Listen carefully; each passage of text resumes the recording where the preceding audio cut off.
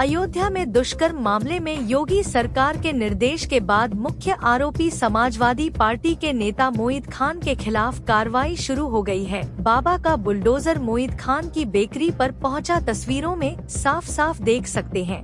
Bulldozer से ध्वस्तीकरण का कार्य किया गया है। इसके पहले बेकरी में छापेमारी की गई। बेकरी के अंदर बने सामान को सैंपलिंग के लिए भिजवाया गया। बेकरी का लाइसेंस भी रद्द होगा। इसके बाद बेकरी पर बुलडोजर चला। इससे पहले शुक्रवार को मोईद खान की जमीनों की जिला प्रशासन ने पैमाइश की थी। वही एसडीएम सोहावल अशोक कुमार ने कहा कि बेकरी को अवैध पाए जाने के बाद सील कर दिया गया है और बेकरी को ध्वस्त करने की कार्रवाई की जा रही है।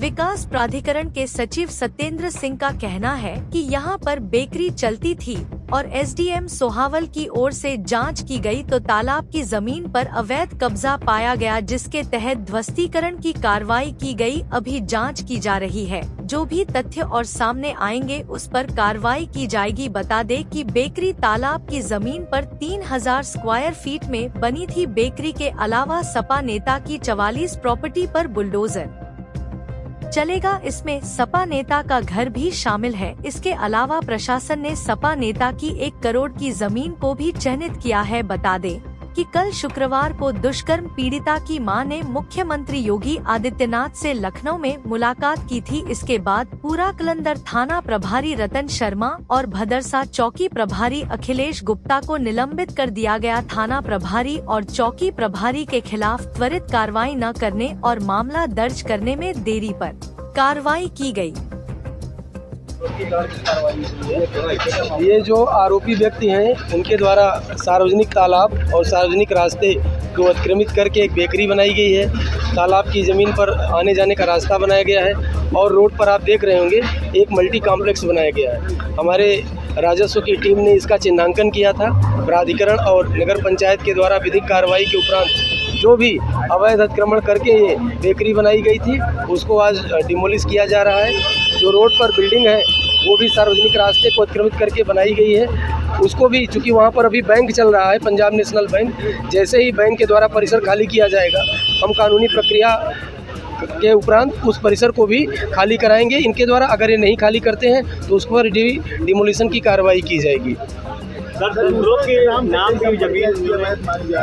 बिल्कुल, क्या कहते हैं, हमारे जिलाधिकारी के द्वारा कल ये अवगत कराया गया है कि कुछ दलित बिरादरी के और कुछ गरीब व्यक्तियों ने प्रार्थना पत्र दिया है कि आरोपी ने उनकी भी ज़मीनों पर अवैध अतिक्रमण किया है या कब्जा किया है, उनके द्वारा डराया धमकाया गया है। उसकी भी हमने राजस्व टीम बना दिया है। लगातार हमारी कई राजस्व टीम हैं जो जाँच कर रही हैं। जाँच में जैसे भी संज्ञान में आएगा कि अगर किसी भी गरीब के व्यक्ति या दलित व्यक्ति की ज़मीन पर इनके द्वारा कोई अवैध अतिक्रमण किया गया होगा तो हम नियमानुसार कानूनी कार्रवाई करते हुए उसको भी खाली करा के उन गरीब परिवारों को उनकी ज़मीन वापस दिलवाएंगे।